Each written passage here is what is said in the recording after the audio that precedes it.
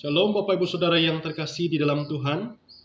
Renungan kita hari ini terambil dari kitab Kejadian pasal yang ke-27, ayat yang pertama hingga ayat yang ke-40. Dengan tema, manusia merancang tetapi Tuhanlah yang menentukannya. Jika kita adalah orang tua yang memiliki anak, maka sebagai orang tua kita harus kompak dan sehati bersama dengan pasangan kita dalam mendidik dan membesarkan anak-anak. Dan juga sudah seharusnya orang tua itu harus adil dalam memberikan perhatian kepada semua anak-anaknya.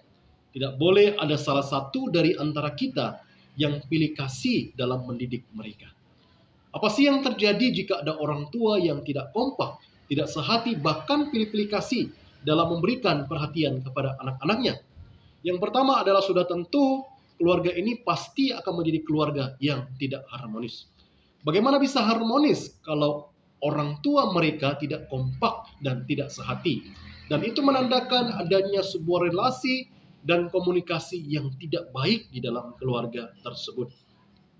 Kemudian yang kedua adalah keluarga ini kelihatannya menyatu, tapi sebetulnya terpisah. Maksudnya apa? Maksudnya adalah kelihatannya keluarga ini lengkap. Ada orang tua dan ada anak-anak. Tapi kalau kita masuk lebih dalam, maka kita akan menemukan adanya kelompok-kelompok kecil di dalam keluarga tersebut. Yang satu kelompoknya papa dan yang satunya lagi kelompoknya mama. Dan masing-masing kelompok memiliki keinginan, rencana, dan tujuannya masing-masing. Dan saya pikir keluarga seperti ini adalah keluarga yang tidak sehat. Apakah ada kebahagiaan dengan kondisi keluarga yang seperti ini? Kelihatannya menyatu, tetapi sebetulnya terpisah. Nah, Bapak Ibu Saudara yang terkasih di dalam Tuhan, saya pikir kondisi keluarga yang seperti inilah yang terjadi di dalam teks yang akan kita pelajari hari ini. Kelihatannya sangat jelas bahwa ada kelompok-kelompok di dalam keluarga ini. Kelompok yang pertama adalah Ishak yang merupakan kepala keluarga dari keluarga ini bersama dengan anak sulungnya yang bernama Esau. Kemudian kelompok yang kedua adalah Ribka yang merupakan istri dari Ishak bersama dengan Yakub, yaitu anak bungsunya. Dan masing-masing kelompok ini mempunyai rencananya sendiri-sendiri. Ishak berencana memberikan berkatnya kepada Esau yang merupakan anak sulungnya. Kalau kita lihat di ayat yang keempat berkata seperti ini. Olalah bagiku makanan yang enak seperti yang kugemari. Sesudah itu bawalah kepadaku supaya kumakan, agar aku memberkati engkau sebelum aku mati.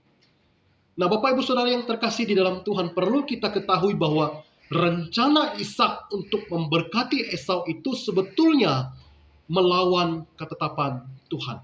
Kenapa? Bukankah Allah sudah berfirman kepada Ishak bahwa anaknya yang tua akan menjadi hamba bagi anak yang muda? Kalau kita lihat di dalam kitab Kejadian pasal yang ke-25 ayat yang ke-23 berkata seperti ini. Dua bangsa ada dalam kandunganmu, dan dua suku bangsa akan berpencar dari dalam rahimmu. Suku bangsa yang satu akan lebih kuat dari yang lain, dan anak yang tua akan menjadi hamba kepada anak yang muda. Anak yang tua akan menjadi hamba bagi anak yang muda. Maka sebetulnya Yakublah yang sudah ditetapkan Tuhan untuk mendapatkan berkat dari ayahnya, yaitu Ishak. Kalau Ishak berencana memberkati sulung, memberkati Esau anak sulungnya, maka Ishak melawan ketetapan Tuhan. Kemudian Ribka itu berencana dan berharap bahwa Yakublah yang harus menerima berkat dari ayahnya itu. Untuk itu Ribka dengan caranya yang licik untuk mengelabui suaminya ini agar berkat itu jatuh kepada Yakub. Nah, kalau kita lihat di ayat yang ke-5 sampai ayat yang ke-17, itu menceritakan bagaimana Ribka menyuruh Yakub menyamar menjadi Esau untuk mengelabui suaminya. Tujuannya adalah supaya berkat itu tidak diterima oleh Esau, tetapi jatuh pada Yakub. Dan jelas, ini adalah perbuatan yang sangat licik. Nah, Bapak Ibu Saudara yang terkasih di dalam Tuhan, tapi saya mau mengajak kita untuk memikirkan tentang ketetapan Tuhan melalui peristiwa ini. Bapak Ibu Saudara yang terkasih di dalam Tuhan, perhatikan. Rencana Ishak memberikan berkatnya kepada Esau itu melawan ketetapan Tuhan.